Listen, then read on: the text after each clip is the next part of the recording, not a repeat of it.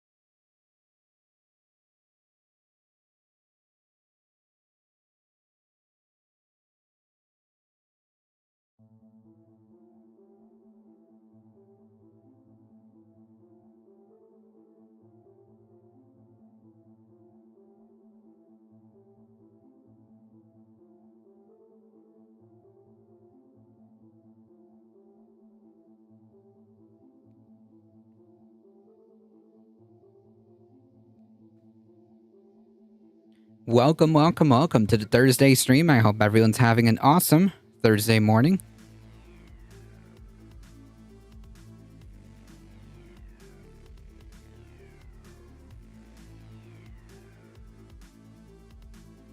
Welcome, everybody.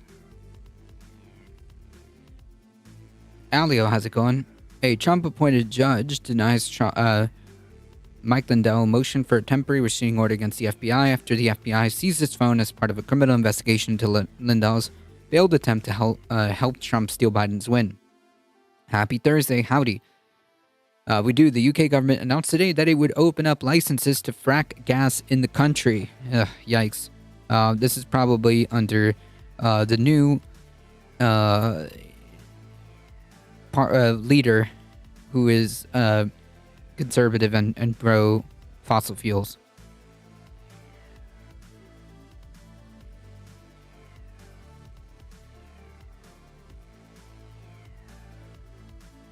All right, folks, we definitely have quite a, well,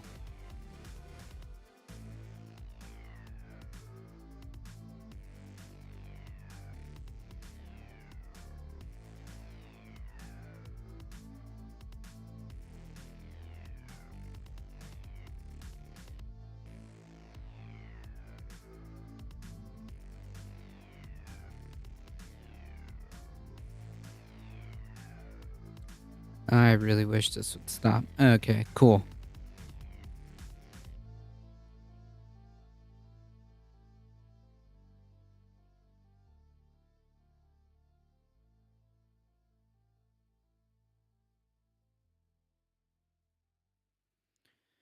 She's tearing up the legislative book as fast as she can go. Yikes.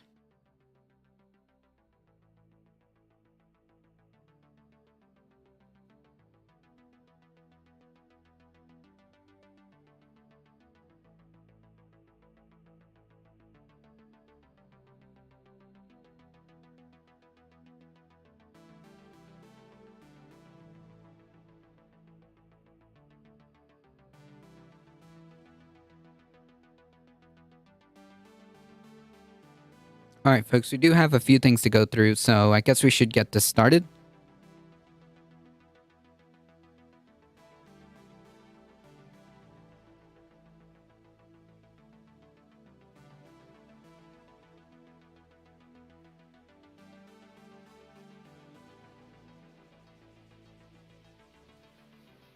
First, some good news.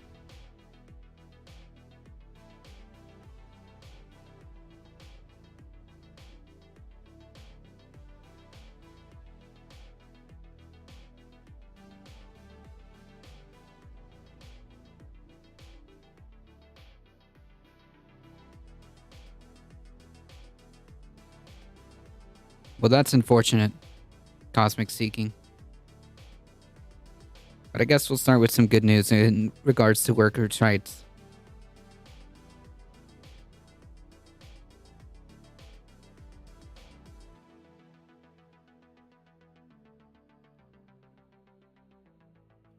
Home Depot workers petitioned to form first store-wide union.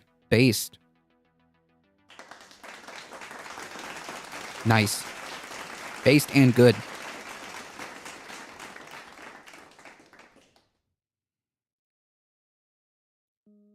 Home Depot workers in Philadelphia have filed a petition with the Federal Labor Board to form what could be the first store-wide union at the largest home improvement center, retailer. Home Depot workers in Philadelphia have filed a petition with the Federal Labor Board to form what could be the first store-wide union at the world's largest home improvement retailer. The petition filed with the NLRB this week seeks to form a collective bargaining unit for 274 employees who work in merchandising, specialty, and operations.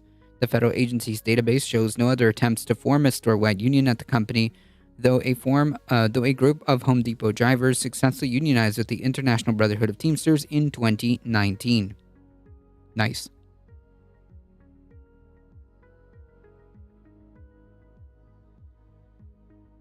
Sarah Gorman, a Home Depot spokesperson, said the company is aware of the filing and we look forward to talking to our associates about their concerns.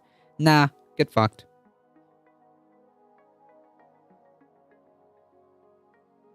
While we, of course, will work through the NLRB process, we do not believe unionization is the best solution for. This seems to always be kind of like the same, almost verbatim, the exact same theme, the same response that these big corporations give. Almost verbatim, right? We don't believe that unions are the best course of action for our employees. Yeah. Red flag. Red flag. I think it's hilarious how the response is almost identical. Almost verbatim.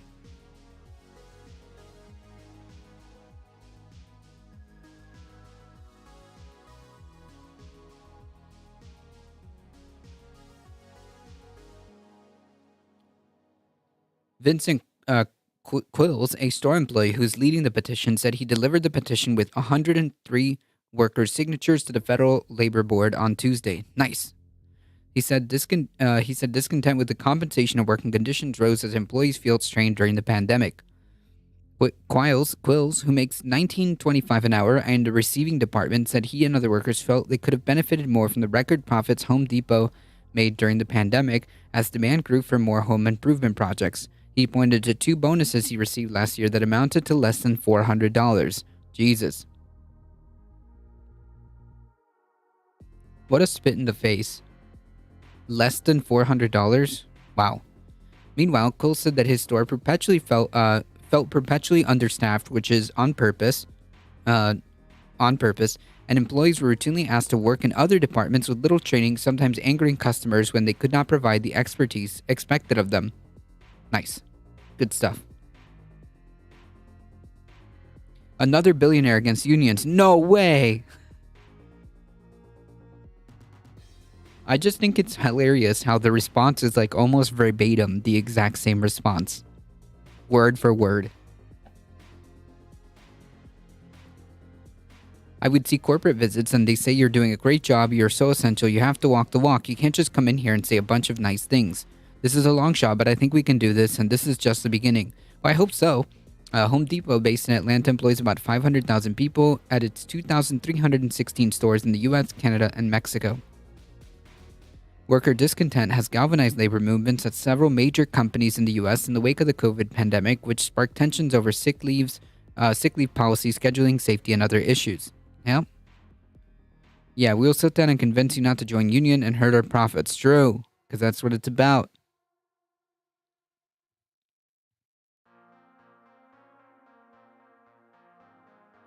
In a surprise victory, Amazon workers at a Staten Island warehouse voted in favor of unionizing in April, though similar efforts at other warehouses has so far been unsuccessful. At least 238 Starbucks have voted to unionize over this past year, according to the NLRB.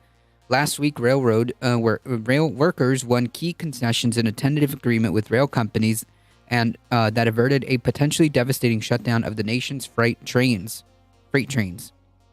We'll see how they accept that deal or not. But this is good news.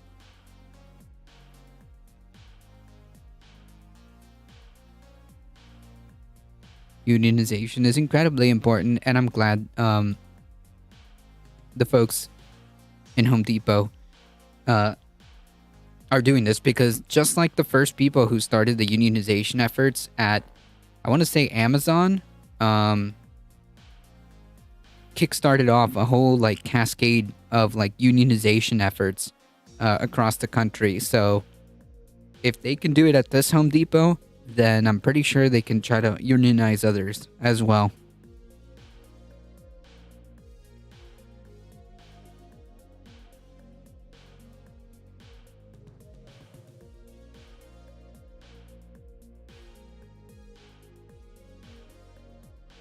So I think that's a nice, good news to start off the day, yeah?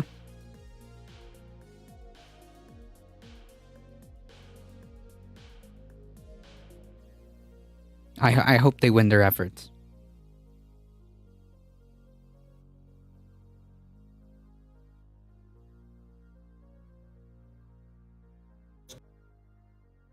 well as here in the United States.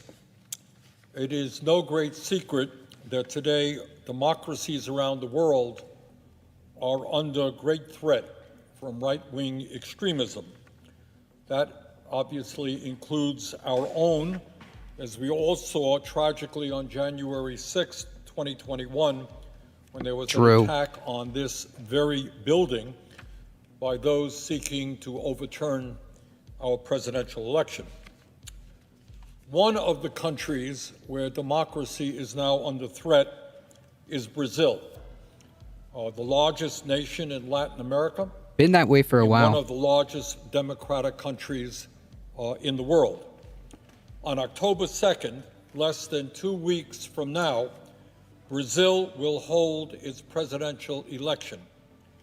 According to many polls, it appears that the two major candidates in that election are President Jair Bolsonaro and former President Lula da Silva. If no candidate in that election receives over 50% of the vote, there will be a runoff election between the top two candidates on October 30th. Mr. President, over the past many months, Brazilians from all sectors of society have publicly expressed serious concerns about ongoing efforts in that country to undermine democracy, including close to 1 million Brazilians who signed an open letter released on July 26, 2022, defending the democratic institutions of Brazil and the rule of law. And there is, in fact, a very good reason. I would also like to say, while the January 6th insurrection was incredibly, disturbing and shocking and worrying, and violent, I don't want people to forget, and I just want to keep continuing to point this out, that the Republican Party stands behind multiple efforts in different states to overturn the results of the 2020 election. From messing around with machines to gaining unauthorized access to machines, to schemes of shoehorning all fake electors, illegitimate electors, in a brazen attempt to overturn the 2020 election. I think that the fact that that was even a thing should worry people. Because it's not as, in your face as watching the insurrection go down, right? It's not as in your face. Corporate and landlords demand everyone work elsewhere constantly for very little benefits or savings. This mentality and lack of conscience from most should change from corporate and landlord philosophies. I think what you're describing is the pernicious elements of capitalism and why it's bad. You're just describing why capitalism is bad, or at least one of the reasons why it's bad. Lindell wants to sue the voting machines. Yeah, good luck. Reason as to why the people in Brazil are concerned about their democracy. And that is that the current president and candidate for re-election, Jair Bolsonaro, has made some very provocative statements which suggest that he might not accept the election results if he loses.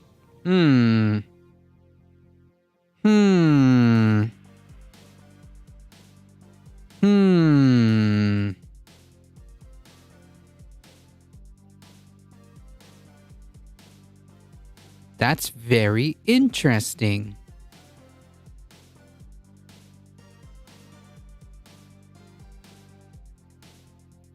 Very, very interesting. Is that just going to be the far right's new electoral strategy, is just to not accept the outcomes of free and fair elections that don't go their way? Okay.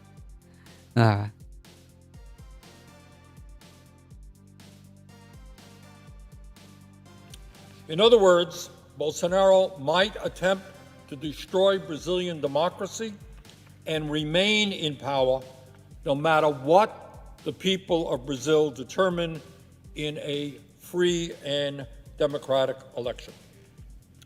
Here are just a few examples of what Mr. Bolsonaro has said over the years. Back in September 2018, before he won his election, Bolsonaro stated, quote, "I will not accept an election result that is not my own victory," end of quote.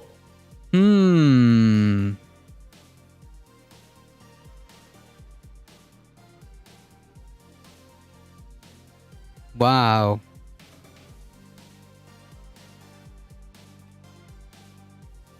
Keep in mind that Donald Trump was also casting doubts on the 2016 election.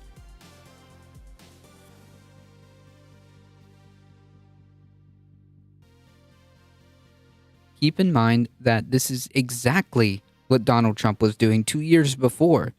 This dude's literally just like copying his playbook step by step. Now that's the way to start a stream.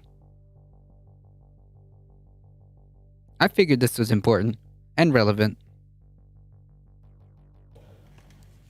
On September 7th, 2021, as reported by the Financial Times, Bolsonaro stated, quote, "There are those who think they can take me from the presidency with the mark of a pen. Well, I say to everyone, I have only three possible fates: arrest, death, or victory. And tell the bastards I'll never be arrested. Only God can take me from the presidency," end of quote. According to Human Rights Watch, previously, President Bolsonaro had claimed, without providing any evidence, that the last two presidential elections were fraudulent, including his own election, in which he claimed he got more votes than the final tally showed. Huh. Now, where have we heard that story before? Where have we heard that story before? That's very interesting.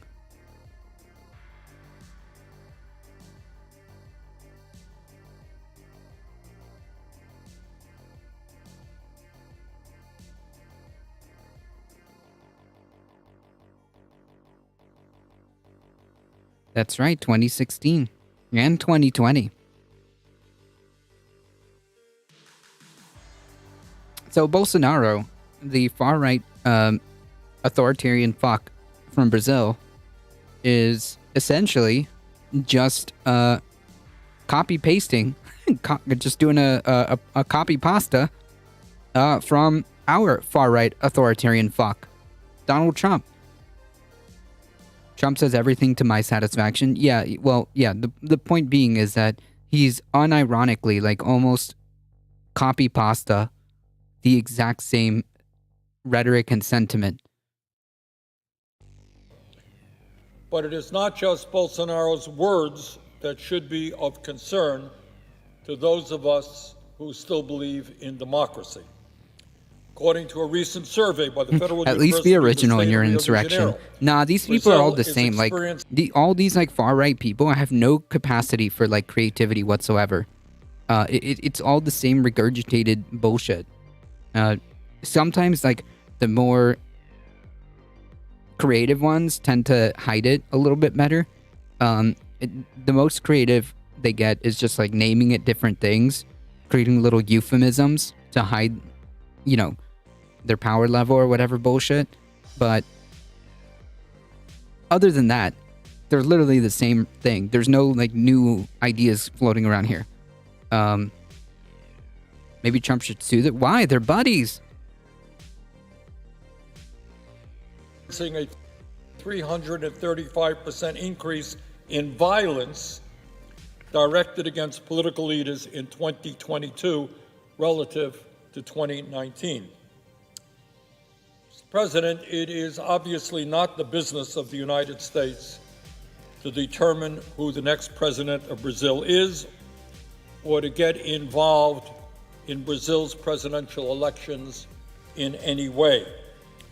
That is a decision to be made solely by the people of Brazil through a fair and free election. But it is the business of the United States to make clear to the people of Brazil that our government will not recognize or support a government that comes to power through a military coup or the undermining of a democratic election. That is our business. In that regard, Mr. President, I ask my colleagues to support a resolution that I've introduced with Senator Kaine, Resolution 753. And Senator Kaine, of course, is the chair of the Senate Foreign Relations Subcommittee on the Western Hemisphere. And that resolution is also co-sponsored by Senators Leahy, Merkley, Blumenthal, and Warren. This resolution is very simple and straightforward. It does not take sides in Brazil's election, obviously, and that would be unacceptable. But what it does do is express the sense of the United States Senate that the United States government will make it unequivocally clear that the continuing relationship of the United States and Brazil depends upon the commitment of the government of Brazil to democracy and human rights.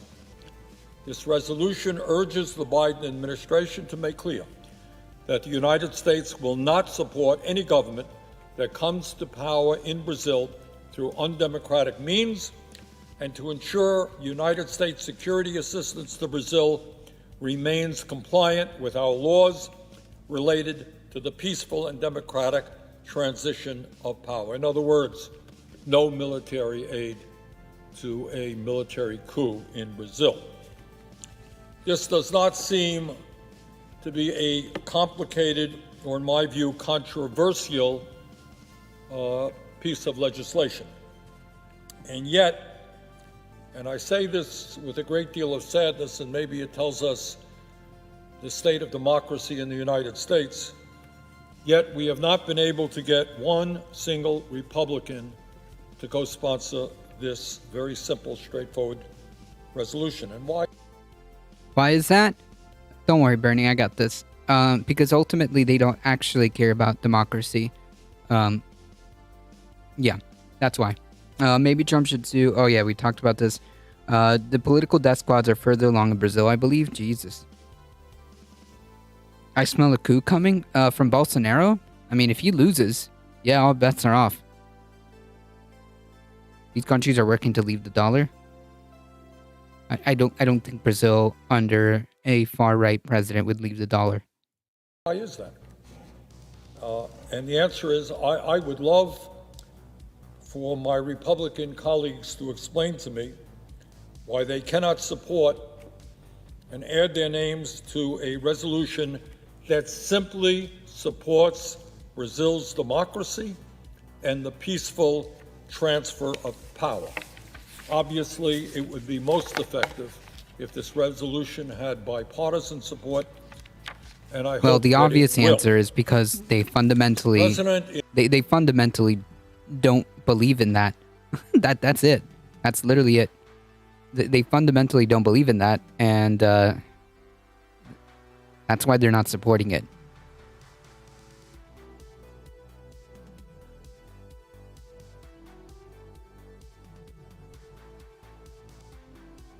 In my view, it is imperative that the United States Senate make it clear through this resolution that we support democracy in Brazil. It would be unacceptable for the United States to recognize a government that came to power undemocratically, and if we did that, it would send a horrific message to the entire world. So, it is important for the people of Brazil to know that we are on their side. We are on the side of democracy. And that is what this resolution is about. and I ask my colleagues in a bipartisan way to support it. And with that, Mr. President, I would yield the floor.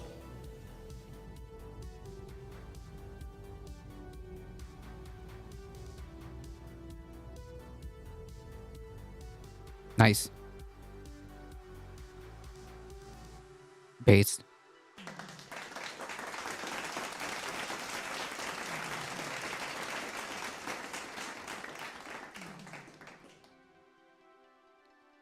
They don't even support democracy in America. Correct. That's, yeah, exactly what I was getting at. Exactly what I was getting at.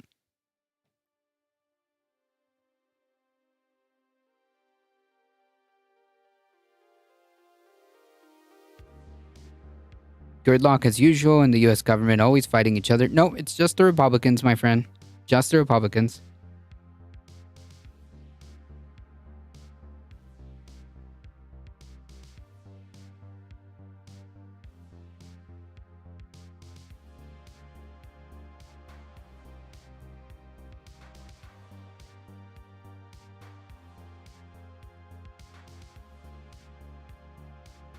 DOJ is investigating Mike Pillow for potential identity theft and damage to protected computer.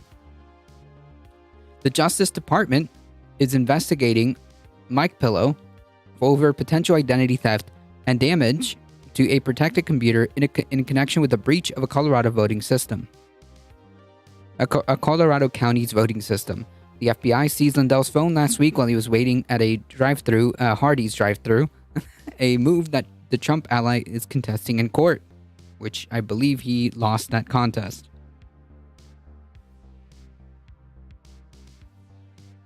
The warrant for the search, which was filed by Lindell's team on Wednesday as part of his lawsuit to the United States in District Court of Minnesota, showed that the DOJ is investigating Lindell for identity theft or intentional damage to a protected computer and conspiracy to commit identity theft or intentionally damage a protected computer. Democrats fought tooth and nail while Trump was in office. The same during Obama and Bush. Last president to work with Republicans was Clinton. Yeah, but why would you want to work with them if they're trying to do some messed up shit? Yeah, I want them to fight tooth and nail against the Trump administration. Like, yes, that's why they're there. What are you talking about? Of course I want Democrats to fight tooth and nail against the Trump administration. Yes. The Trump administration was horrible. Why wouldn't I want them to... Are you okay?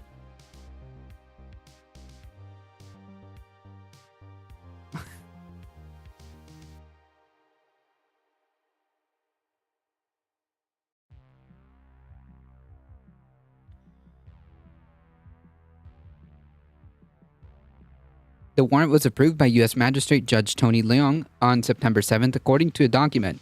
Law enforcement was required to execute the search warrant before Wednesday, September 21st. The magistrate approved the search and seizure warrant on the basis of probable cause that Lindell may have violated federal law.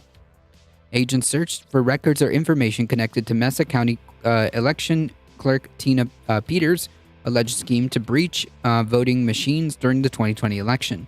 Peters was indicted on a state criminal charge in March. I'm great. The economy was good to me while Trump was in office. Sorry, it wasn't for you. What do you... That's presumptuous of you. Like, what does that even matter? What does that even have to do with your previous point?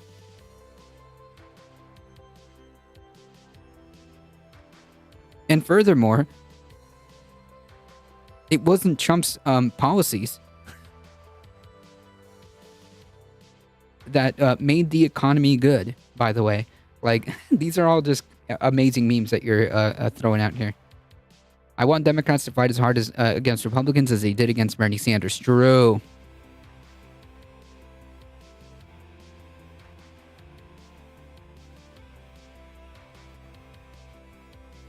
There is no such difference, Alio. MAGA Republicans are Republicans, and there's no difference.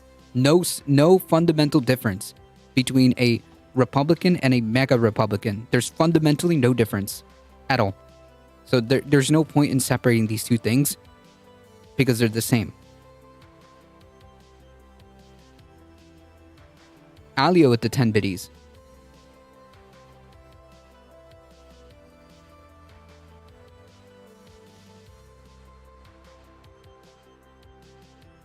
Too bad the Democrats threw Bernie under the bus. He was doing so well. Yeah, and we can criticize him for that. Sure.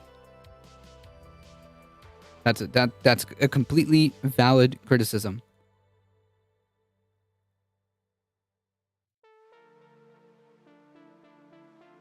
It's just nonsense talk to think that, it's a bad idea to fight tooth and nail against the Trump administration, and B, it's also just completely ridiculous and divorced from reality to say that like the economy was good to me while Trump was in office, because it had nothing to do with Trump. And it's also incredibly presumptuous to say that like it wasn't or it was okay to me, as if you have some knowledge.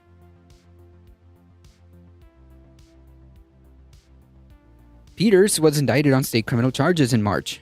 Officials first became aware of the breach after passwords and hard drives and copies from Mesa County voting machines were presented at an event hosted by Lindell, the Cyber Symposium. Lindell, who has frequently made unsubstantiated claims that the 2020 election was stolen, is currently facing a defamation lawsuit from two election technology companies, Smartmatic and Dominion, over his claims of election fraud.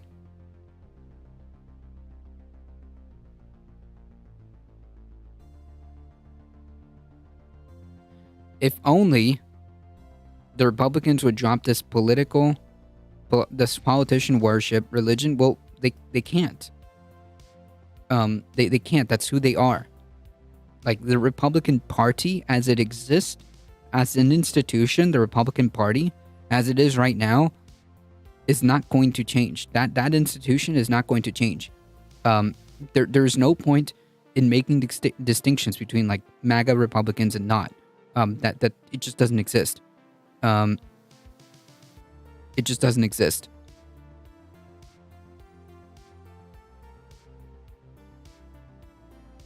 If you are conservative and you are a Republican, and you are not, meaning like the politicians. I'm talking about the politicians. And you are not with the dear leader, you will be kicked out. You will be censured. You'll be primaried.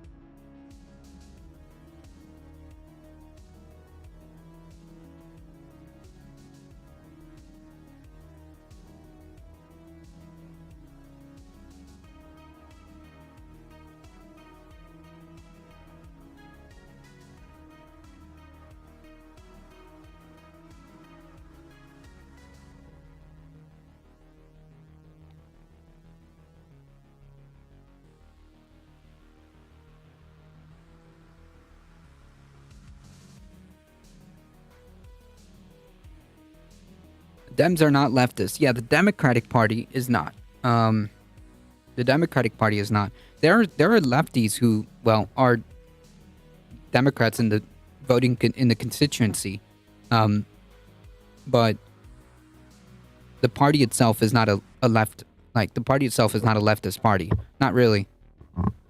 Not really.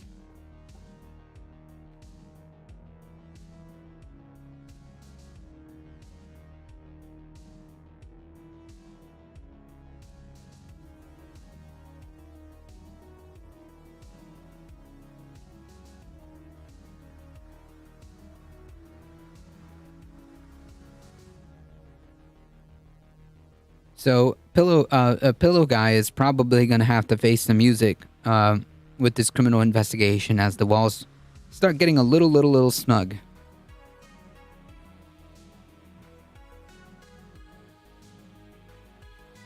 The two-party system is broken. Third party is needed. But the problem is campaign and financial support by big corporations and super PACs. Well, that's part of the problems, yes.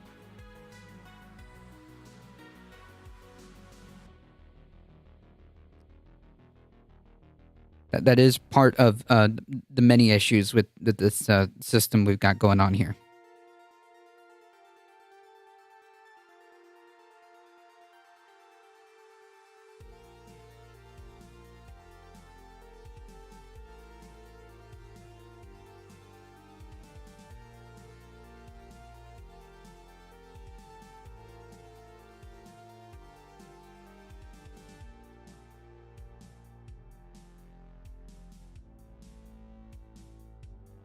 Republicans block bill requiring dark money groups to reveal donors.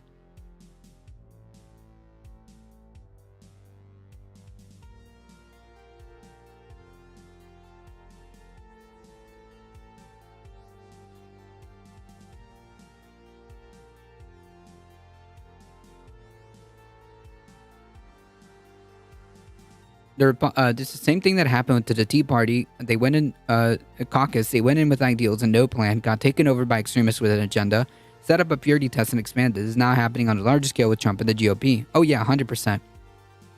100%. The Republicans are fascists. I think the Republican Party has shown itself to be quite comfortable. The Republican Party has shown itself to be quite comfortable with these ideas. They're definitely more and more openly willing to accept fascistic elements. I mean, they're essentially, their leader is Trump, so yeah. The first job of any politician is to get reelected. They don't care about the average Joe. I think that's the case for most politicians. I don't think that's the case for all politicians, but I think that's the case for most. Senate Republicans voted Thursday to block the consideration of a bill to promptly require organizations to spend money on elections to promptly disclose the identities of donors who give $100,000 or more during the election cycle. Yeah, like, again, this is the Republican Party, folks.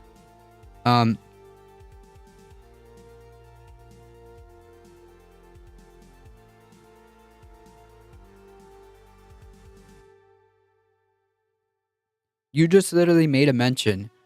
The problem here is campaign finance supported by big corporations. Well, here's the Republican Party once again engaging in this type of behavior. To block considerations of a bill that promptly requires organizations to spend money on elections to promptly disclose the identity of donors who give 10,000, not 100,000, I'm sorry, or more during the election cycle. The body failed to invoke cloture on the measure in a 49-49 vote. Every Republican present voted against the measure, while every Democrat voted for it. But please tell me, the first job of any politician to get more votes, to get more to vote for them instead of the other person. Right, exactly.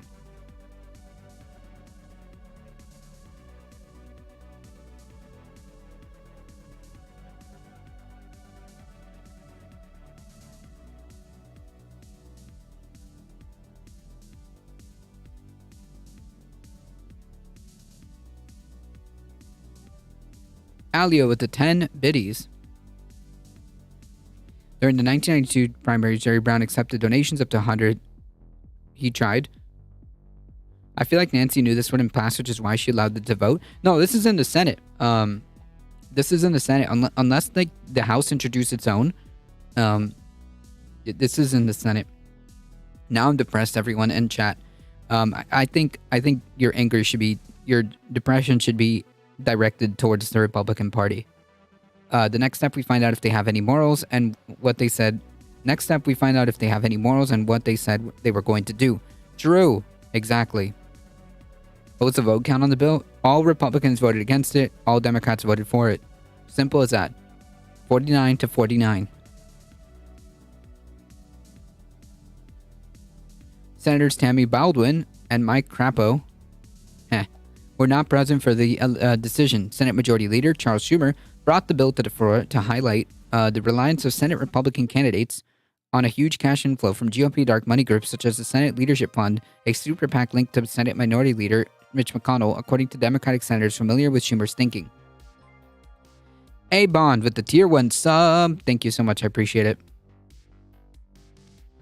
The legislation, and with 31 biddies, thank you so much. The legislation sponsored by Sheldon Whitehouse has been a top Democratic priority since the Supreme Court ruling in Citizens United in 2010 that enabled corporations and other outside special interest groups to spend unlimited amount of money on federal elections. Schumer on Thursday morning said the court's decision made more than a decade ago has disfigured our democracy almost beyond recognition. I may be incorrect. Hopefully independents and Dems vote against Republicans. Yep. The problem is, but the gridlock being...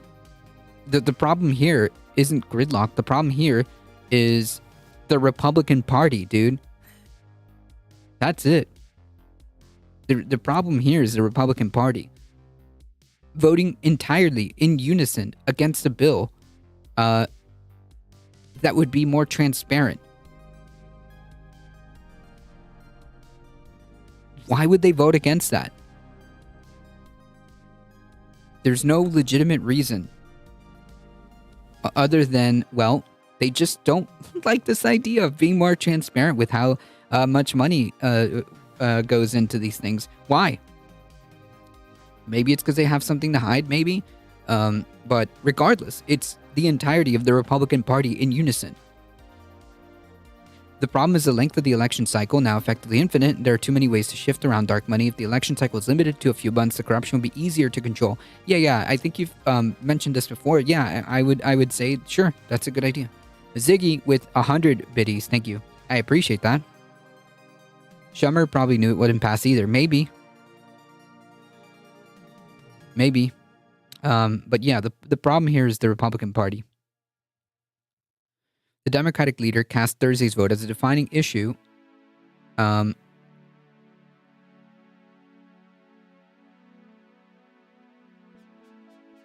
of the election, when voters are bombarded by television ads, political ads funded by tens of millions of dollars in anonymous donations. Republicans today must face the music, either vote to bring transparency and fairness back to our elections, as a vast majority of Americans want, or block this measure and cast their lot with the forces of dark money. I mean, either way, like, the record is there. The record is there. Now we see civics and votes do mean something, especially without term limits.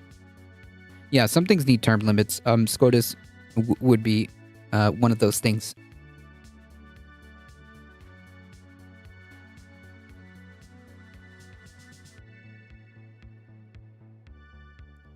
It won't end until we have a third party. Maybe, but realistically, we're in for the long haul with this one.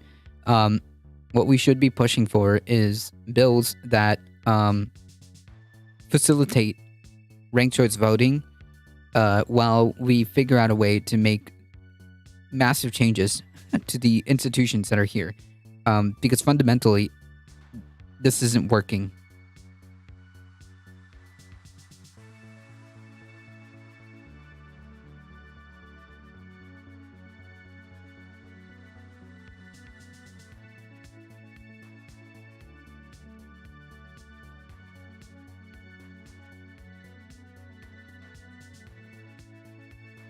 McConnell, a longtime opponent of campaign finance restrictions, again, a Republican,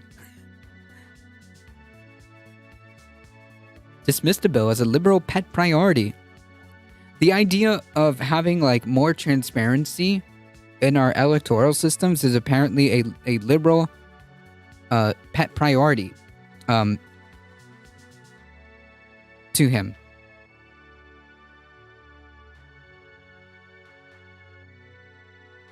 But if the third party does not succeed or gets taken over by Republicans, the same problem.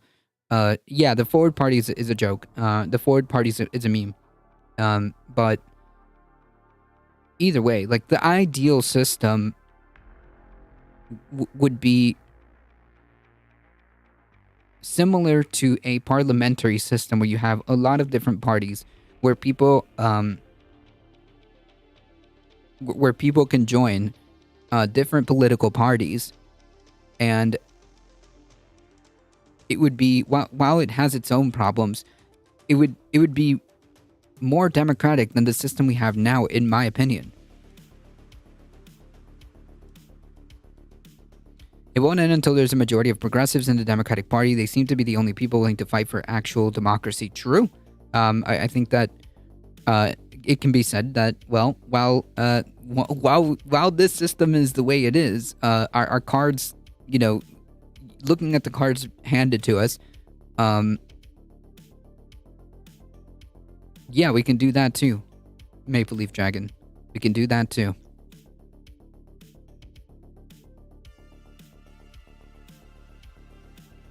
There's no reason why we can't walk and chew gum at the same time. McConnell, a longtime opponent of democracy, said that he would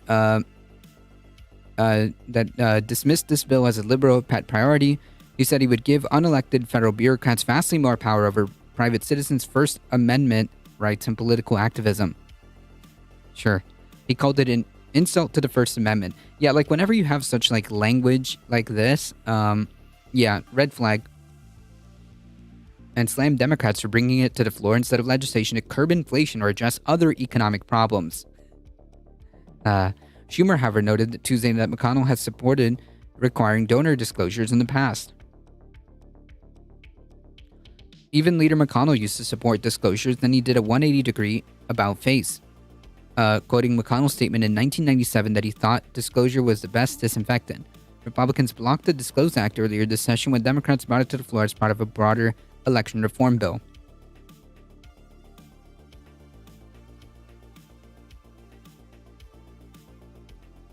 Republicans blocked the Disclose Act earlier. Oh, yes.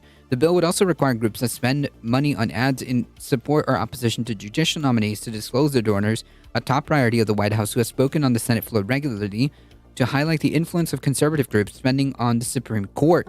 Of course. Not all Dems are willing to be, quote, progressive. Right. I think the point being is the primaries and whatnot. If anyone in real life likes the progressive label, yeah, why not? There's plenty of people. White House noted in a press release issue ahead of the vote that political spending by a group In a press release issued ahead of the vote that political spending by groups that don't disclose their donors increased from $5 million in 2006 to $1 billion in 2020. Jesus. In addition, political spending by billionaires has increased from $17 million in 2008 to $1.2 billion in 2020. That's a problem. President Biden urged Congress to pass this bill this week, decrying the mounting influence of dark money in politics. There's too much money that flows into the shadows to influence our elections. It's called dark money. It's hidden right now. Advocacy groups can run ads on issues attacking or supporting a candidate right up until election day without exposing who's paying for that ad, I guess.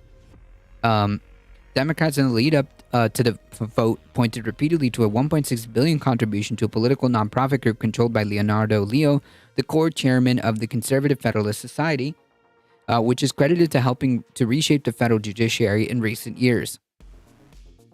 Barry Said, a businessman and conservative donor who made his fortune as the head of an electric device manufacturing company, gave the massive donation, which will fuel efforts to push courts in a conservative direction for years to come. We got 7 weeks to 7 weeks till civil unrest after election night. Yeah, I don't know about that.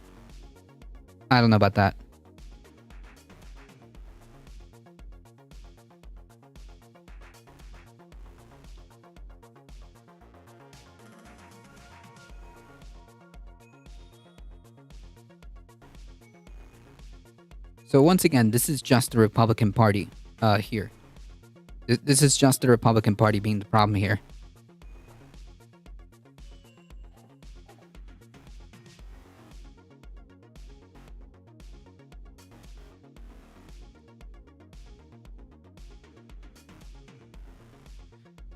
In Massachusetts, Republicans are spending over $4 million in TV ads right now. I know from living here. Not surprised. Not surprised.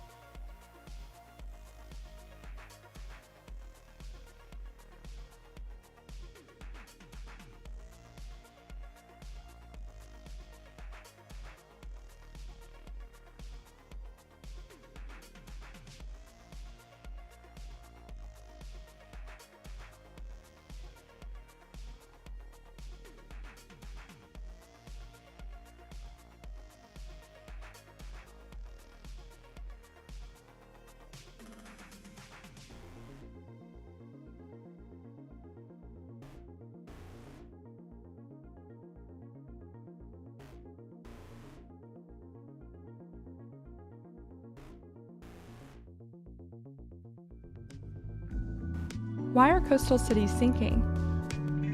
And will the European Investment Bank fund new gas projects? Yes.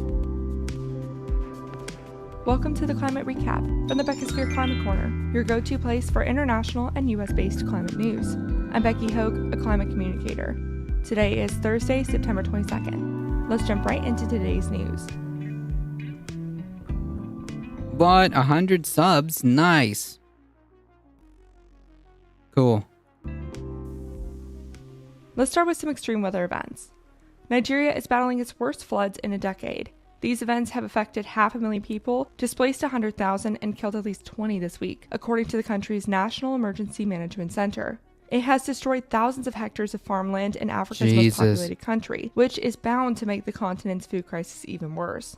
Nigeria sees flooding every year, mainly as a byproduct of ignoring environmental recommendations and poor infrastructure. But unusually heavy rainfall, water overflowing from local rivers, and an excess release of water from the Legdu Dam in neighboring Cameroon have resulted in more than 300 Nigerians dying from floods this year, the most deaths due to this kind of event in a decade. The unusually heavy rainfall part is likely linked to climate change.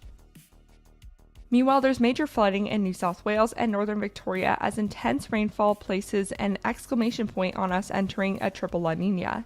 To review, the La Nina is the colder part of the La Nina-El Nino Southern Oscillation and usually only lasts less than a year. But we've been in a less common double La Nina since September 2020. And a week ago, we got formal confirmation from the main global meteorological organizations that we have officially entered a rare triple La Nina, which means these conditions that have caused flooding in places like Australia while heating up and droughting places like Europe will continue until at least mid-November, if not until February. Climate change is causing La Nina and El Nino swings to be more extreme, by the way. So that's basically where we get all this rain from. Today could end up being the wettest day for New South Wales. Many water bodies have already overflowed, stranding farmers and risking croplands. Flash flooding is a major risk.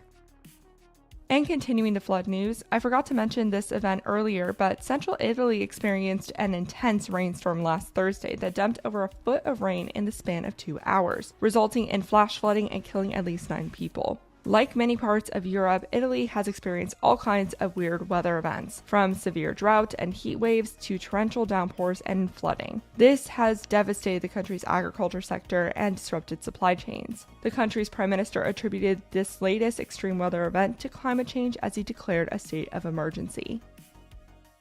And as Puerto Rico is still in the dark and starting to assess the damage, Fiona has already recharged into a Category 4 hurricane as its eye narrowly missed the Turks and Caicos Islands. The area still saw strong winds, heavy rains, and high waves. Tropical Storm Gaston has already formed in the Atlantic too. But yeah, there's like a storm, I think. That might be it. But there looks like to be a storm out in the tropics that seems to be pointing its guns at Florida. Yay, warming oceans and rising ocean levels. Nothing could go wrong. But it will likely not reach any land. Everything is fine, okay? Everything is good. Business as usual, folks. We're doing great. Now for some climate studies. Sea level rise is definitely impacting populous coastal cities, but that's not the only thing causing the sea to infiltrate the barriers at an exponential rate. New research led by Nanyang Technological University, Singapore, the University of New Mexico, ETH Zurich, and NASA's Jet Propulsion Lab has determined that 44 out of 48 of the largest coastal cities in the world are causing themselves to sink at a growing rate due to heavy buildings compacting the soil and groundwater extraction. Cities in Asia, specifically Southeast Asia, are seeing the worst land subsidence. In the cities the teams looked at, they found a median sinking speed of 16.2 millimeters a year, though some cities it's as high as 43 millimeters a year. In comparison, the current global mean sea level rise is 3.7 millimeters a year. Bottom line, cities need to rethink their relationship with their water supply and soil, in addition to building resilience to rising seas. Over in the agriculture sector now, a new report by the UN-affiliated Race to Zero determines that the top 40 farming and food firms could lose an average 7% of their value by 2030, which is equivalent to about $150 billion in investor losses if they do not adapt to government policies and consumer behavior tied to climate change. This is based on data by Vivid Enterprise, which is part of the consulting firm McKinsey & Co. In some cases, companies could McKinsey? lose up to Yikes. a quarter of their value by 2030. Unfortunately, the report doesn't specifically say which company will be hit the hardest because the writers didn't want to formally state this information as advice. The report does say, though, that switching to a more plant-based model and more sustainable agriculture methods would provide great opportunities for these same companies. Time for some climate victories. China made a third of its land off limits to development under a scheme known as the Ecological Protection Red Line, according to a senior official on Monday. This puts the country in line with the land side of an agreement several countries made during the last large UN climate conference, COP26, last November.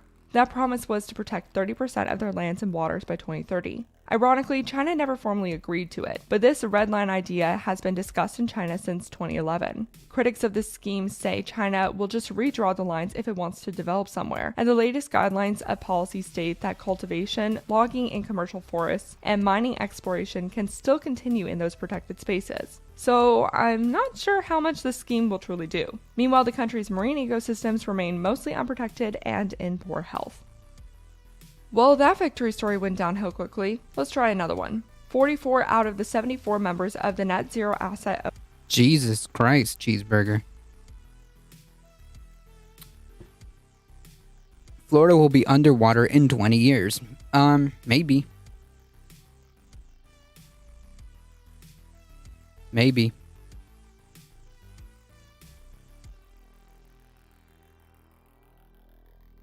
Maybe, depending on how we address or not address the climate crisis.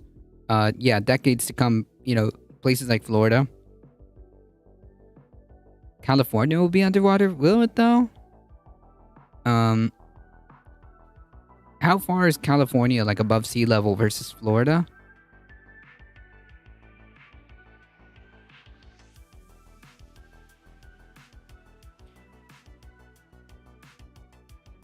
Owner Alliance have committed to 2025 targets that support Paris Accord goals, up from 29 last year. These 44 represent $7.1 trillion or 6.3 trillion pounds of the 10.6 trillion the Alliance manages. Wait, what?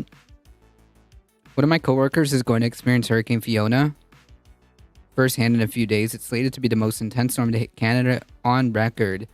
Jesus. Yikes.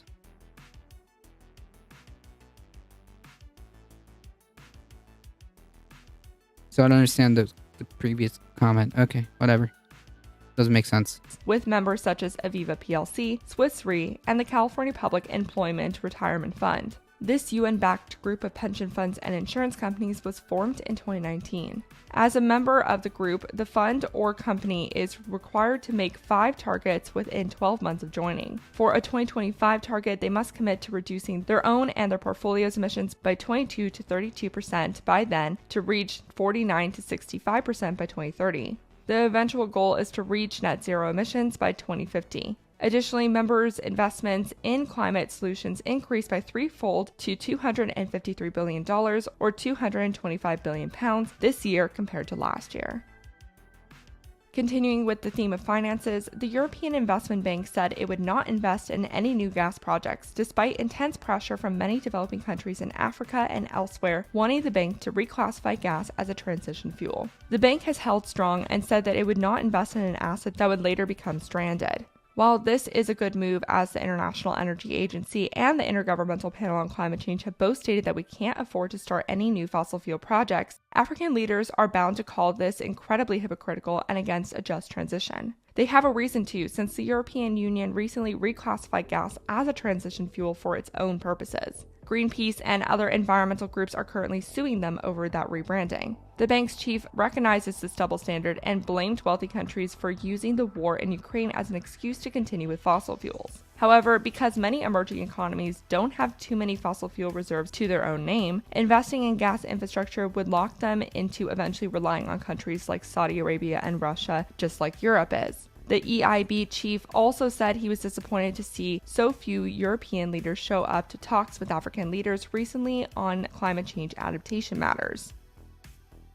Speaking of that meeting, though, one European country that did show up was Denmark. And now Denmark has become the first country to commit to providing loss and damage financial support to emerging economies. It announced $13 million, or £11.6 million, towards this effort during the UN General Assembly taking place in New York this week. While this is much less than the money promised for helping developing nations with their clean energy transition, it marks a recognition of this other financial need. Well, it's not just earthquakes, my dude. Wildfires. California is like in the middle of like a drought crisis. The more things progress, that could become a that could be a water issue. There's a whole lot of cascading effects, like the need for money to mudslides. recover from worsening extreme weather events, which poorer countries hold very little responsibility for. Climate finance will be a main topic at COP27 in less than 2 months. Hopefully, Denmark's move will encourage other wealthy nations to warm up to the concept.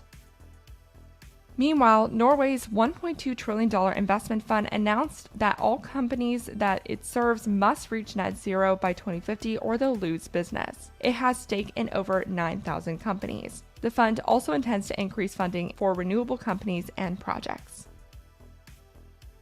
And let's end today's episode with our one climate fail. A new analysis by the Australian Conservation Fund has determined that emissions from Australian domestic oil and gas extraction rose by 20% over the last 5 years since 2016, which was when a safeguard mechanism was put in place to reduce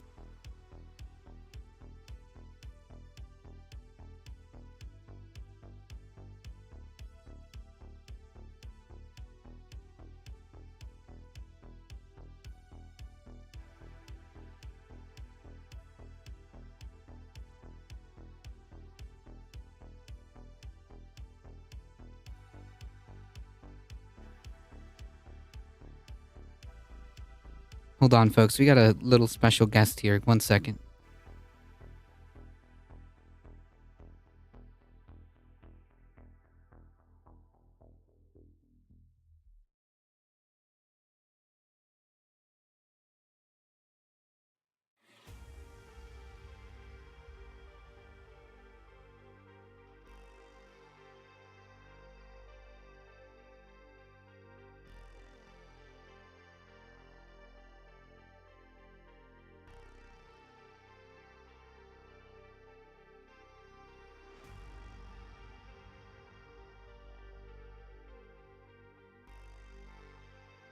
Folks, this is Buddy. This is Buddy the cat. It's okay, buddy.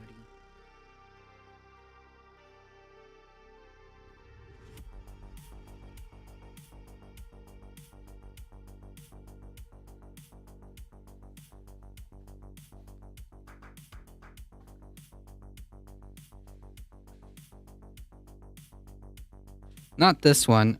He's the only thing he's a guardian of is food. He just wolfed down a whole bunch of food. Buddy, indeed. Wildfires are not in the city. Those are just Cali local news ratings. Okay, but wildfires are a huge problem in California. What was the point of that comment? Fiona should only be a Category 2 by the time it makes landfall, but it's passing over the Grand Banks where it should suck up a few trillion liters of water and dump it on Nova Scotia, PEI, Newfoundland, and Labrador. Sheesh. Now the cat food and litter's a tax write-off. Is that true? Because, whew. Yes, he's a little buddy. He's our little buddy.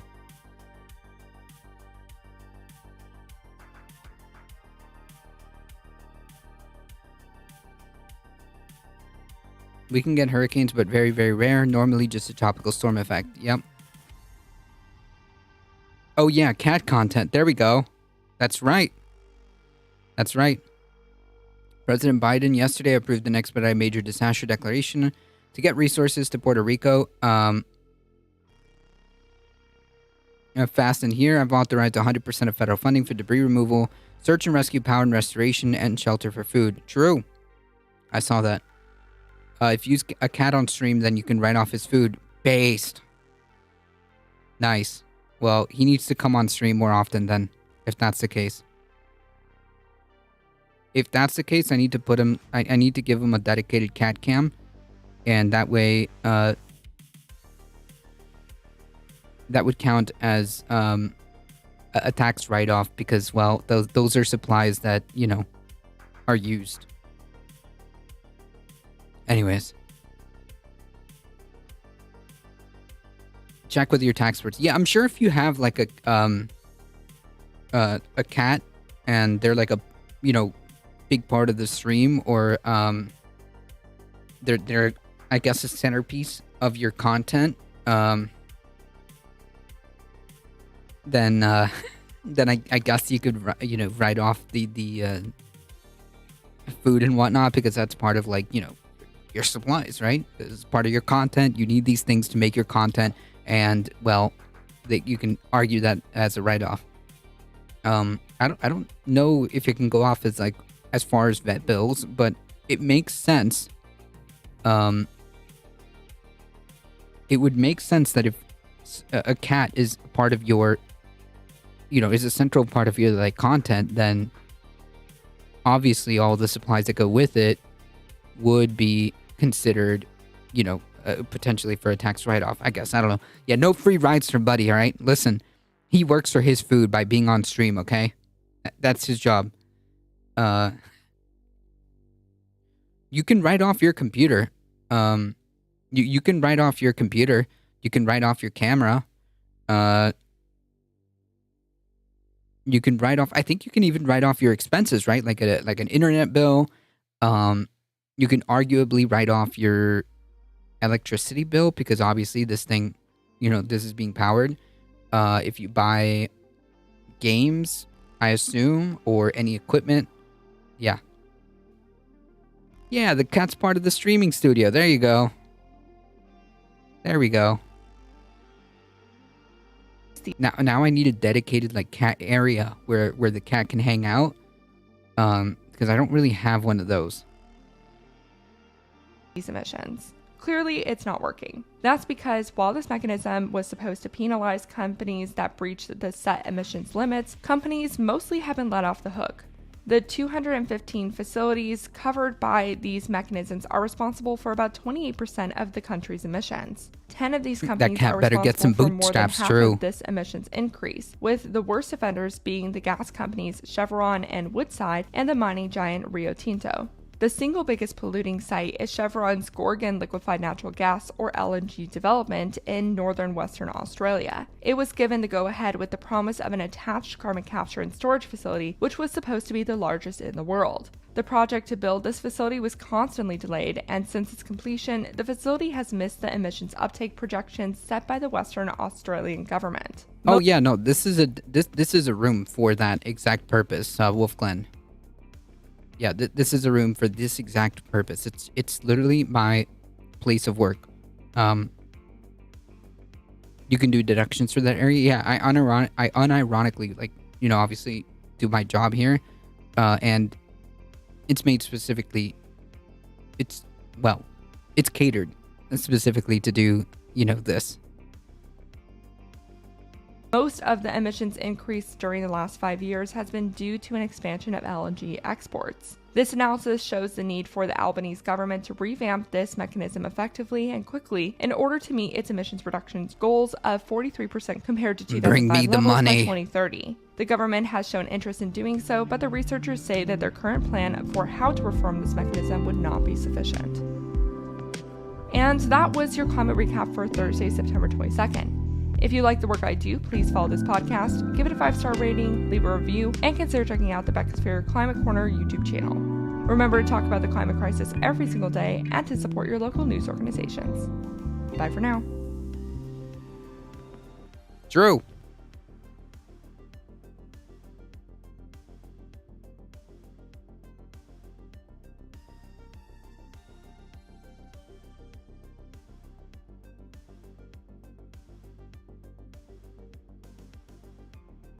Food is pricey, kind of.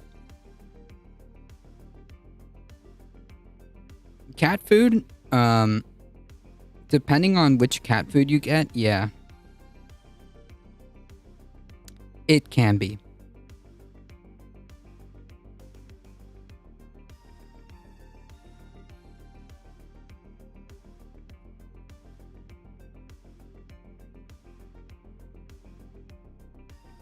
You are not a paid employee of Twitch. You work for straight commission. True.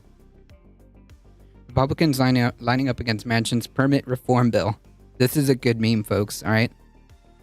This is like the most quintessential example as to why, like, there's no such thing, or why you shouldn't expect Republicans to compromise, because of this exact reason. Okay, here we go. Senate Republicans are lining up against a permitting reform bill that centrist, conservative Joe Manchin unveiled on Wednesday, shortly before it's added to a must-pass government bill, funding bill scheduled to the floor next week. As a result, key Republicans say a stopgap funding bill with Manchin's language reforming the permitting process for energy projects will not have enough support to pass.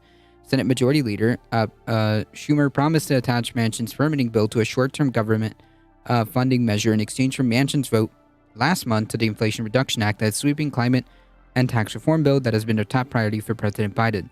Now it looks like Manchin's bill is doomed because of the growing opposition from Republicans who say it doesn't go enough. That's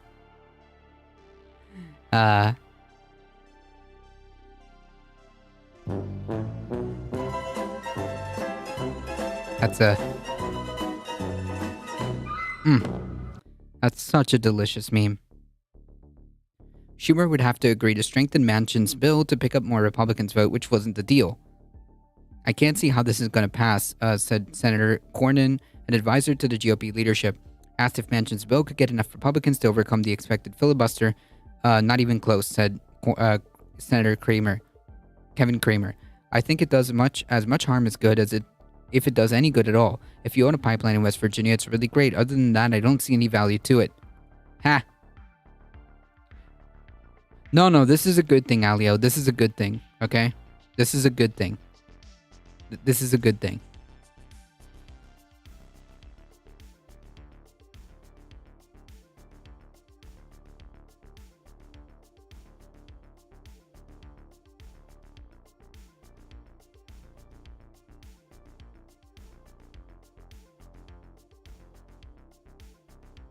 This is a good thing.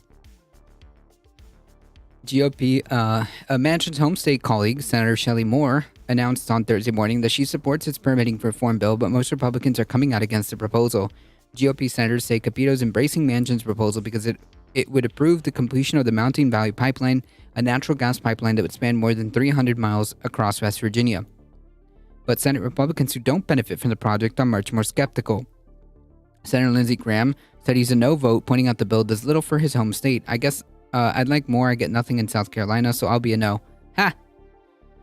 Senator John Barrasso, the ranking member of the Senate Energy and Natural Resource Committee, which Manchin chairs, said he has serious concerns about the conservative Democrats' proposal. I have a lot of concerns with it. Clearly, it doesn't do the sort of things we need, and I think in certain areas it makes it worse.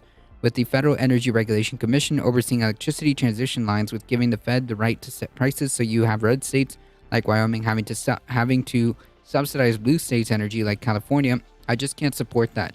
I don't know if that's even a thing.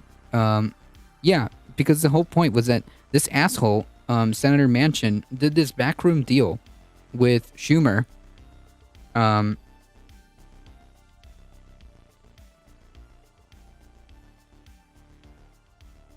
try to get some favor for the fossil fuel industry, and now it's blowing up in Manchin's face.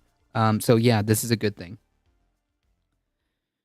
Former DNC chair calls Congressman Rashida Tlaib anti-Semitic. Jesus Christ, or criticizing Israel's policy towards Palestine. Yikes. I don't have a cringe soundboard. I don't have a cringe sound clip. But if I did, it would sound something like this. Cringe.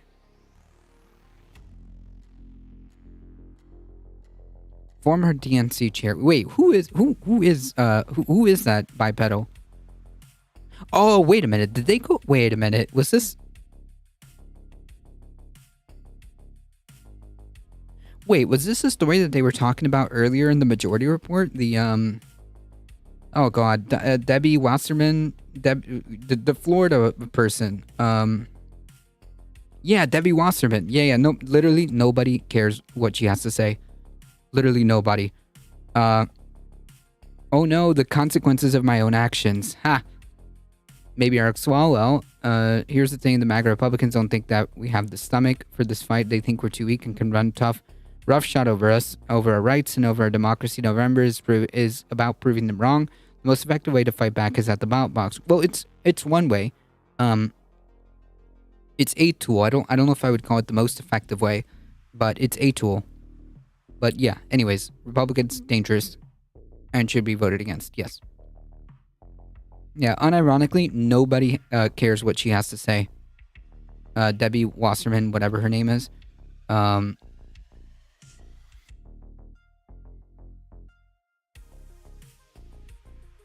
Debbie was the one who actively rigged the 2016 primary against Bernie.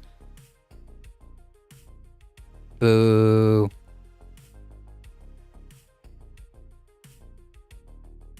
Yep, don't care for her opinions. I'm good.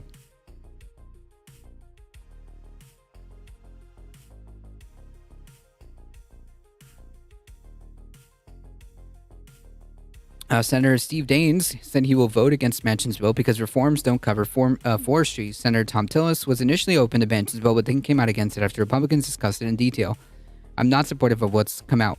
Other Republicans, such as John Kennedy, Bill Cassidy, Rick Scott, and Mitt Romney, are still reviewing the bill. The decisions I've got to make is on the balance: is some permitting reform better than none? I'm trying to understand whether Senator Joe Manchin's proposal is really permitting reform. Manchin's bill also faces opposition from his own caucus. Bernie Sanders is urging his Democratic colleagues to vote against it. Senator Tim Kaine announced that he would not support the bill because of the language approving the completion of the Mountain Valley Pipeline, which would span 100 miles of his home state. Nice.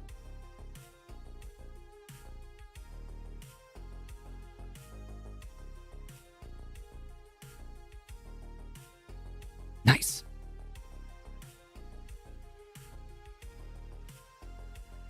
This was just like, this just came across my newsfeed, so excellent stuff. I'm glad it blew up in his face. That is too funny.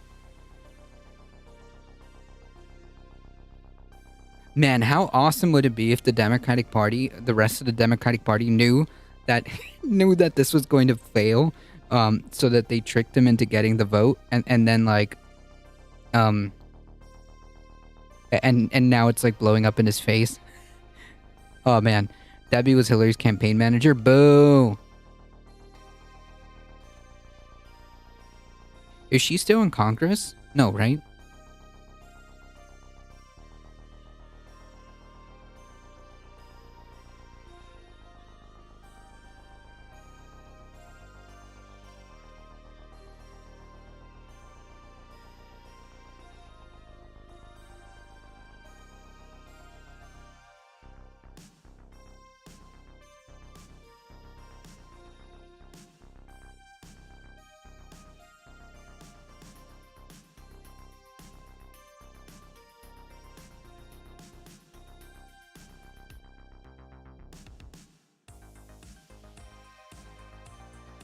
Not anymore, but she's still involved with the DNC. Boo.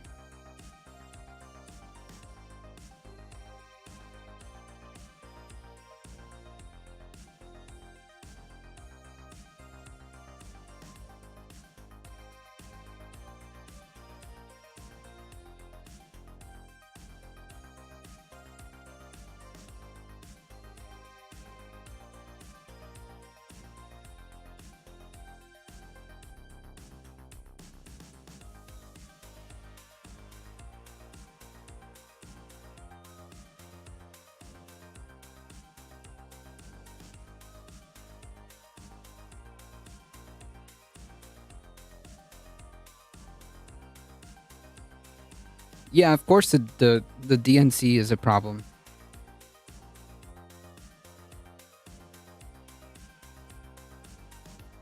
Oh man, I just caught this other...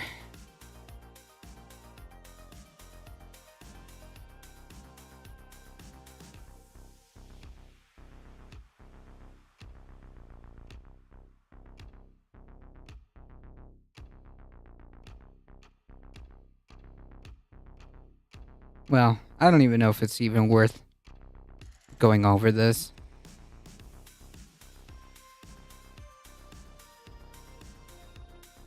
Maybe if we have time.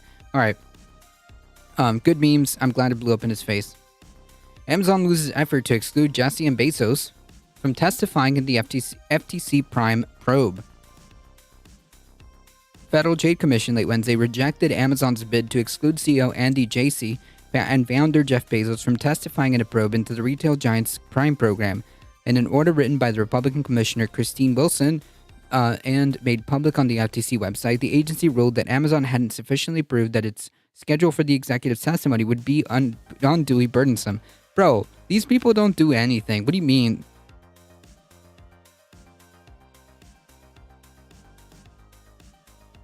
Still, the agency did allow more prep time before they give testimony. Amazon provides no reason why the commission must accept anything less than all the relevant testimony it can obtain from these two witnesses. Amazon lodged a complaint in an August filing claiming that the FTC's demand for information and testimony by top executives were overly broad and burdensome. Amazon even accused the FTC staff of harassing Bezos and Jassy for their participation. Amazon said the FTC made matters worse when it informed the company in June that the agency was expanding its scope of its probe into other subscription programs, including Audible, Amazon Music, and Kindle Unlimited, and Subscribe and Save, according to the August. Oh no! The FTC is making matters worse because they're investigating into potential sketchy shit.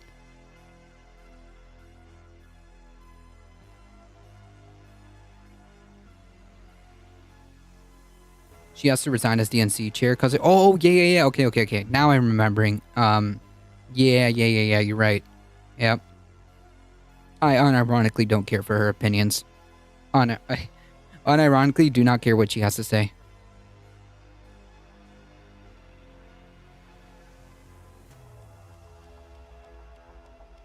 The FTC has been investigating sign-up and cancellation process for Amazon Prime program since March of 2021. The agency is looking into whether Amazon deceives users into signing up for Prime while failing to provide a simple way to cancel and avoid reoccurring charges. What? A multi-billion-dollar company? A multi-billion-dollar company engaging in sketchy behavior? No way. The Prime subscription program, which now costs $139 a year, includes perks like free shipping and now has some 200 million subscribers worldwide. Amazon said last month it has been complying with the FTC request so far, producing some 37,000 pages of documents. Amazon has navigated a tricky relationship with the FTC under chair Lina Khan, who rose to prominence as a law student when she published Amazon Antitrust Paradox in the Yale Journal in 2017. The company sought Khan's recusal from antitrust probes into its business, citing her past critiques of its power. What? Yeah, no way. Amazon subscription management service is like one of the most complex I've ever seen. Yeah, it's probably on purpose. But the Prime is linked with Twitch and Amazon owns it. Yeah. And the way they make their business practices for you to be able to cancel subscriptions and whatnot, is sketchy. I hope Bezos isn't I hope specifically Jeff Bezos, I hope he's watching this stream, okay? Specifically him. Dan Simpson, rating with a party of 16. Welcome, everybody. How's it going? Up Dragon. Welcome, everybody. Welcome.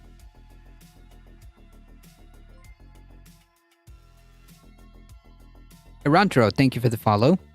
Folks, if you don't know who I am a Difficult Truth. We do the news, we do the politics Monday through Thursday, 5 p.m. Eastern Time. Join us on the weekends, Sunday, for Sunday Fun Day with the co-host around noon Eastern Time. I appreciate it. If you guys enjoy the content, don't forget, hit the follow button just like some of these wonderful folks have already done, and you get 5 free emotes out of that. Hey, Dan, how's it going? Thank you so much for the raid. Appreciate it. Welcome, everybody. Thank you for bringing your wonderful community. If you don't know, I highly recommend you check out twitch.tv/iDanSimpson. Go check them out. Do the follows. Do the support, yeah?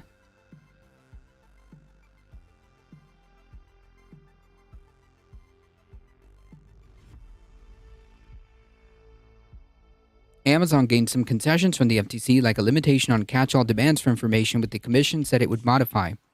The The FTC also laid out a protocol for scheduling future hearings and clarified that witnesses should be largely allowed to choose their own counsel, barring certain conflicts. Nah, thank you. Thank you. We're disappointed but unsurprised that FTC twitch.tv/Iden Sensen. Come on, folks. Let's get some follows and some support going that way. We're disappointed but unsurprised the FTC largely declined to rule against itself, but we're pleased that the agency walked back its broadest request and will allow witnesses to choose their own counsel. Amazon has cooperated with the FTC throughout this investigation and has already produced tens of thousands of pages of documents. We're committed to engaging constructively with the FTC staff, but we remain concerned that the latest requests are overly broad and needlessly burdensome, and we'll explore all options. Yeah, no, I don't believe it. Yeah, it would be no surprise that such a large company would be engaging in some sketchy behavior. I mean,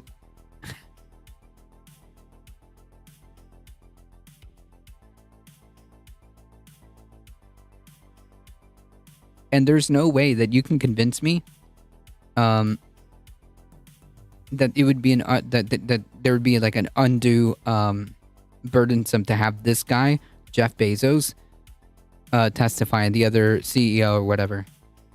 Yeah, we don't want to investigate ourselves. It might make us look bad. Yeah, Bezos has to testify.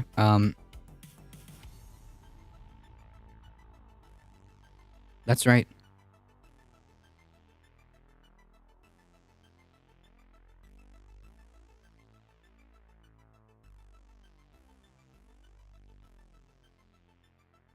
All right. Twitch banned gambling. No gambling. Yeah, this is CoffeeZilla.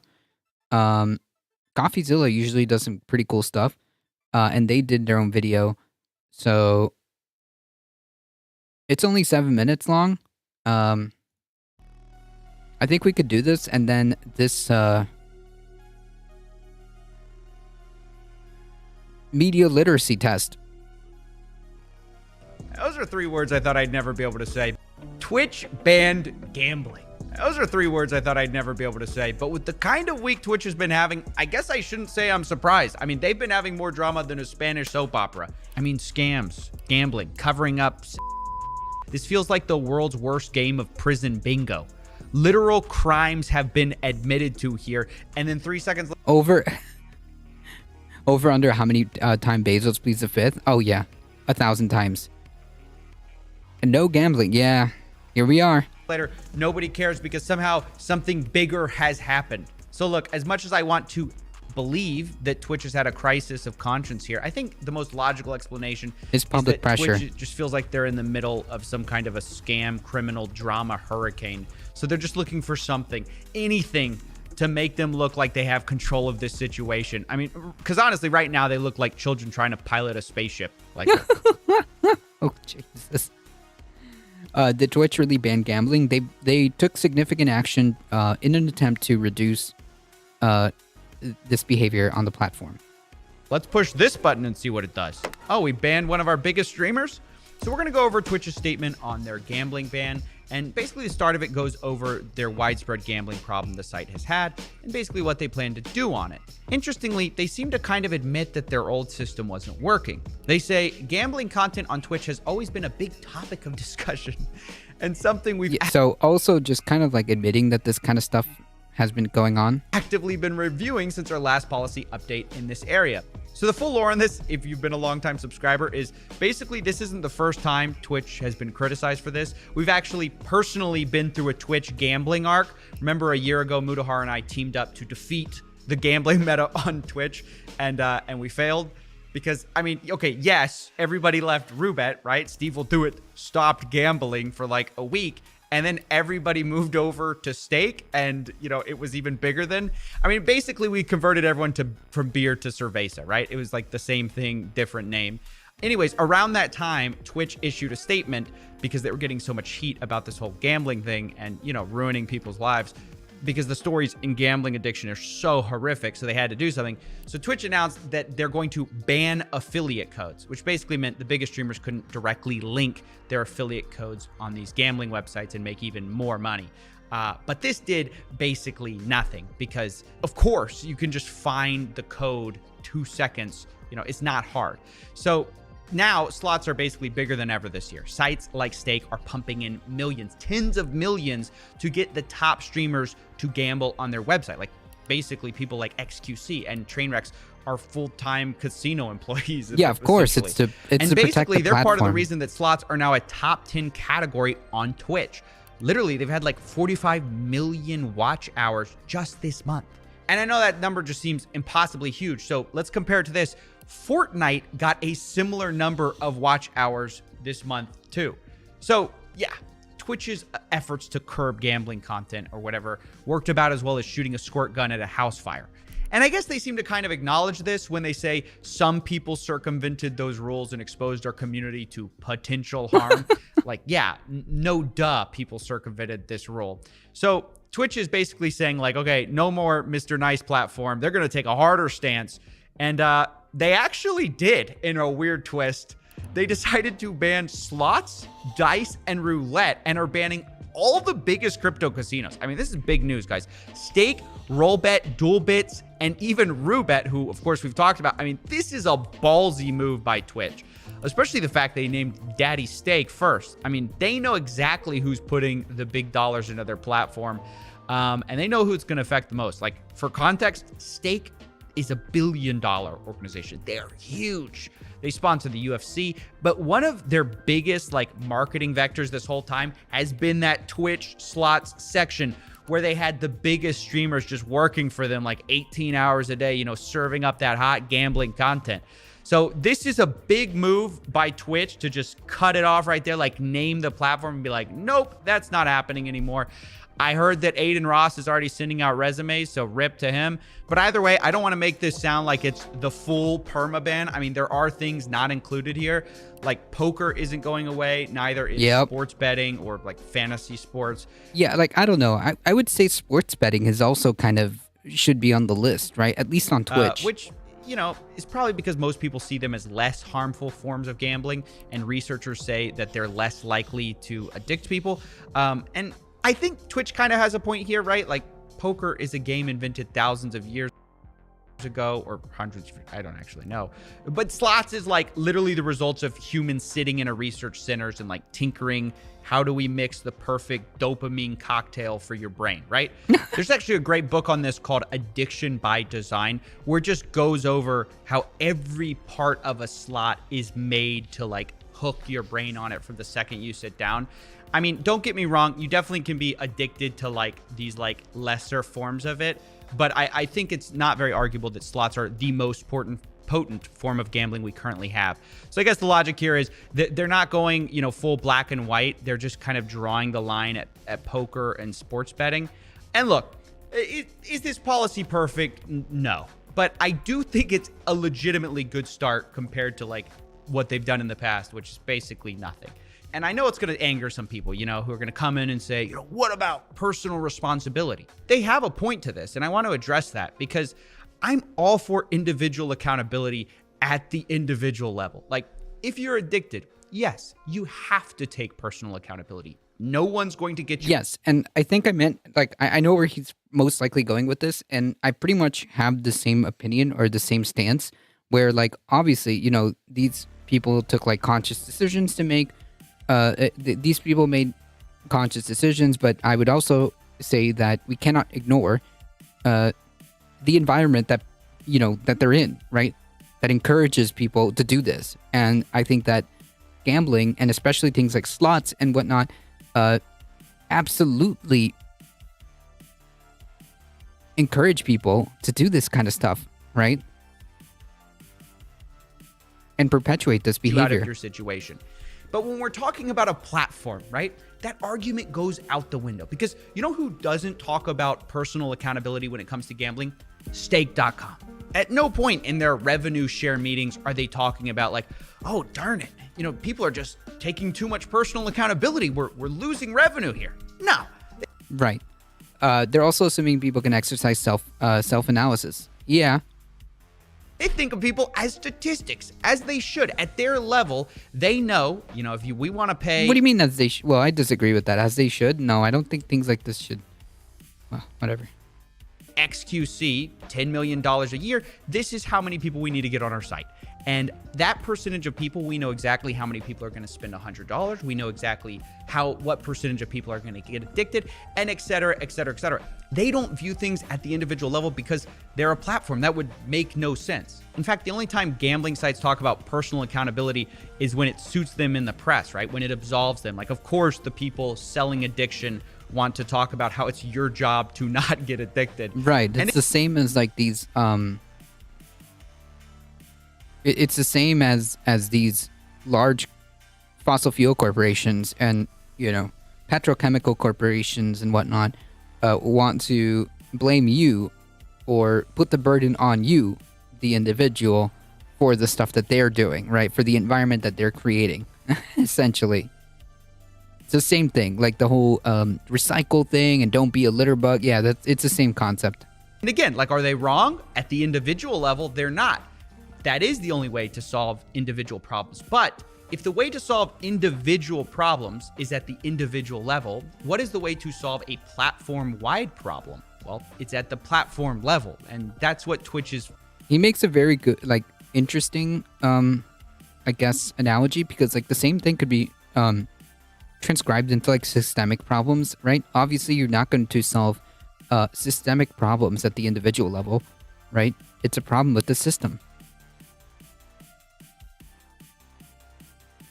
Finally doing. I mean, you can't just ignore the fact your platform is the gateway drug for a lot of people to get addicted to gambling forever. And believe me, Twitch has tried to ignore this, but they just can't anymore. So I definitely think this is a step in the right direction.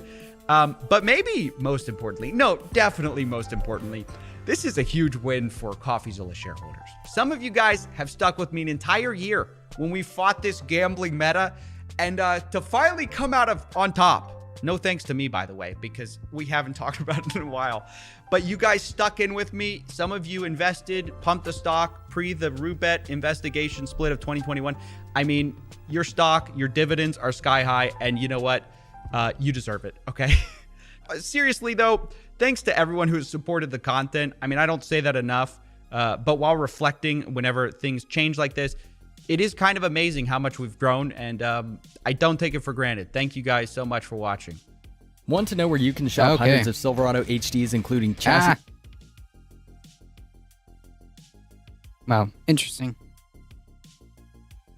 Very similar take. All right, we've got one article here for media literacy folks. Top bank CEOs decline radical climate demands from Tlaib. That would be the road to hell for America. Notice how this is being framed. Top CEOs, as if there's multiple ones. But anyways, let's continue. Leaders in the banking industry clashed with Rashida Tlaib after Tlaib demanded that they commit to immediately end all financing to all fossil fuel products. JP Morgan CEO Jamie Dimon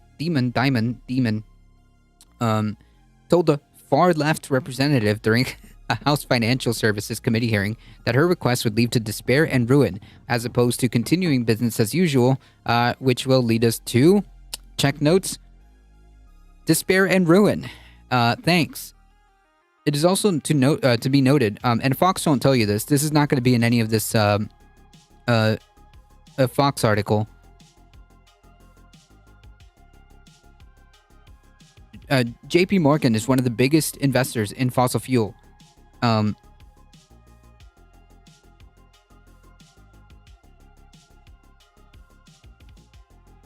is one of the biggest investors in fossil fuel when it comes to the banks.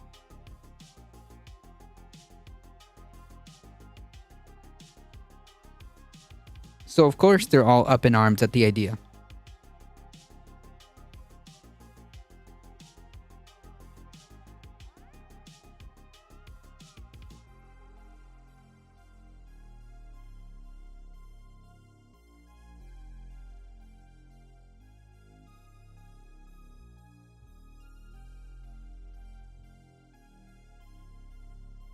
You have all committed, as you know, to the transition of emissions from lending and investment activities to align with pathways to net zero in 2050. So no new fossil fuel production starting today. So that's like zero. I would like to ask all of you and go down the list because again, you have all agreed to doing this. Please answer with a simple yes or no. Does your bank have a policy against funding new oil and gas products?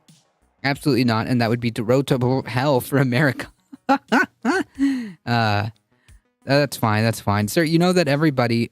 You know what? Everybody that got relief from student loans has a bank account with your bank should probably take out their account and close their account. The fact that you're not even here to help relieve many of the folks that are in debt, extreme debt because of student loan debt, and you're out here criticizing it. Talib proceeded to ask the other bankers on their position, to which they all responded they would continue to invest in oil and gas in addition to alternative energy projects. In addition. So essentially, they're just hedging their bets to see which one gives them to continue their profits. That's it. We'll continue to invest and support clients who are investing in fossil fuels and helping them transition to cleaner energies. Brian said Jane Fraser, CEO of Citigroup. Brian Moynihan, CEO of Bank of America, echoed Fraser. We are helping our clients to make a transition, and that means we're lending to both oil and gas companies and to new energy companies and help monitor their course towards the standards you're talking about. This is corporate speak for we're not even remotely close to doing, any of that. If anything, I would also like to know how much is the difference between the investment of the percentage of investment in renewable energy versus like the investment in oil and gas. That would be a fantastic question.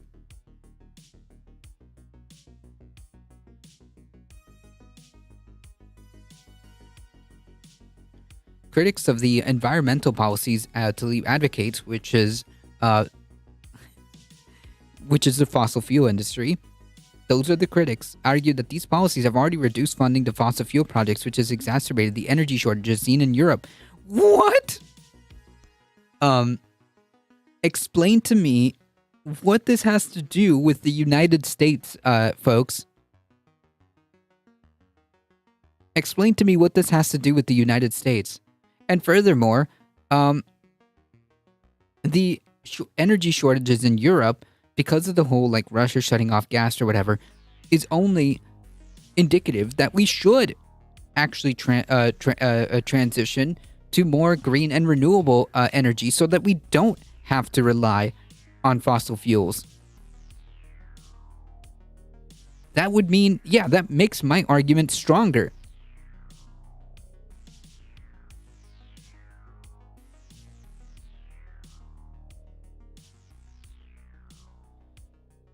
Which has exacerbated the energy shortage,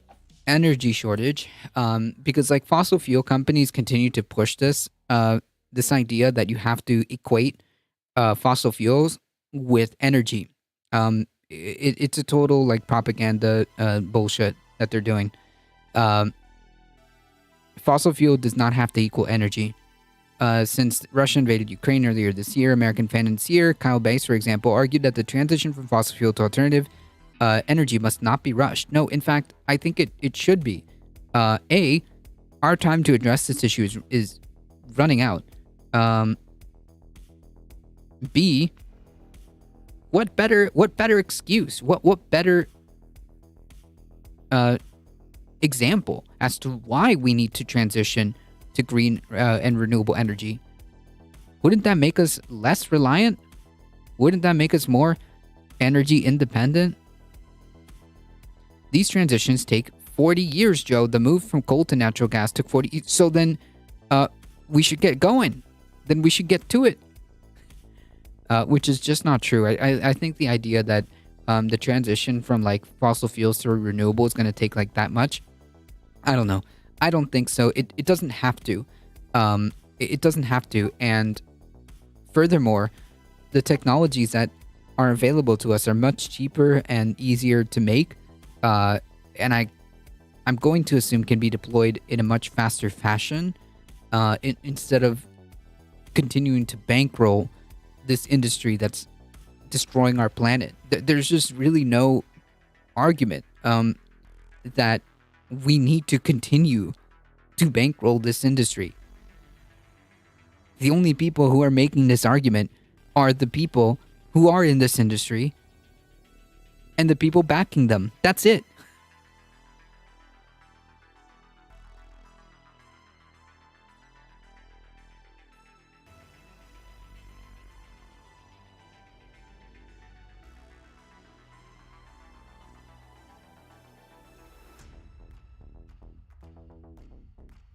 Critical thinking is a skill. True.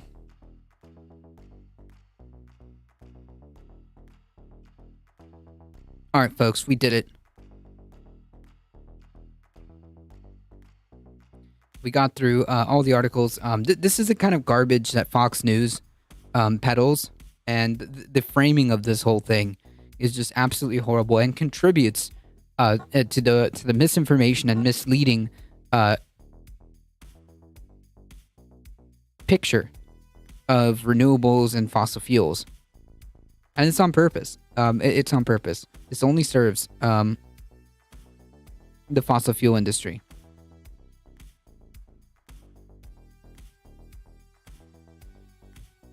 This is the kind of garbage you see on Fox News, folks. Media literacy is so freaking important. So important. I can't stress that enough.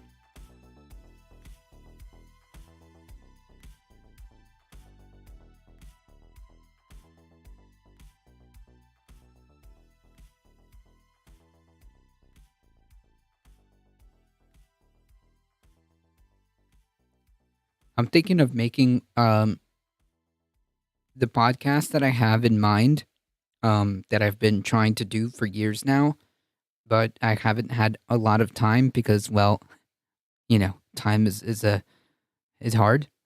Time is a hard commodity to come by nowadays. My time is spent working, so. But I do want to revamp. I know I've said this probably like a couple streams ago. The Difficult Truth podcast. I have 2 episodes done. They're going to be like 10-minute podcasts that should come out every Friday. And one of the episodes that I'm going to do, or I'm working on, is misinformation. And truly, Fox has given so many examples of this.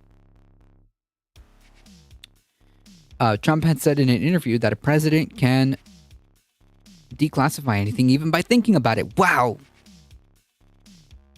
Unreal. I mean, the prowess of the president is just unbelievable.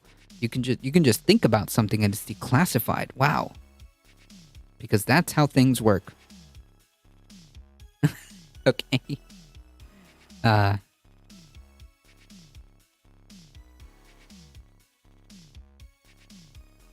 Folks, I do have to get going. I'm actually hungry. I'm very hungry. We got through all the articles that we needed to go through. I appreciate all the support that you guys have given. Thank you so much for all the subs, for all the biddies, for all the new follows. Thank you so much. Thank you to Dan Simpson for coming in with the raid. Again, folks, if you have never seen this channel before, or you just want to throw a little bit of support down my way, hit the follow button. Hit the follow button. It really does help us out. Join us on the YouTubes and hit the subscribe button. It also helps us out. Both of these things are free. And join us on the Discord if you want to keep up with the channel.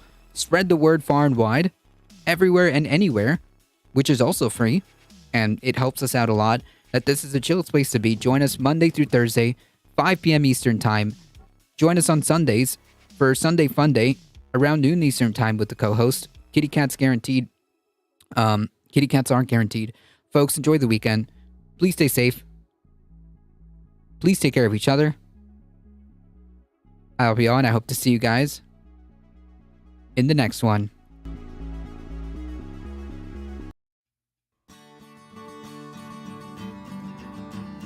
An unstable genius. True. Alright, folks. See ya.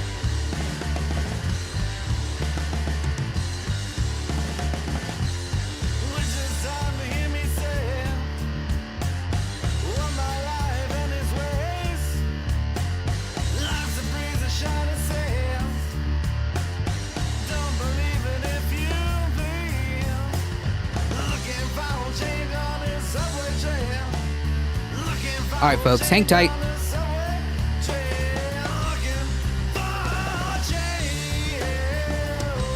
We're heading out in 5, 4, 3, 2, 1. See ya.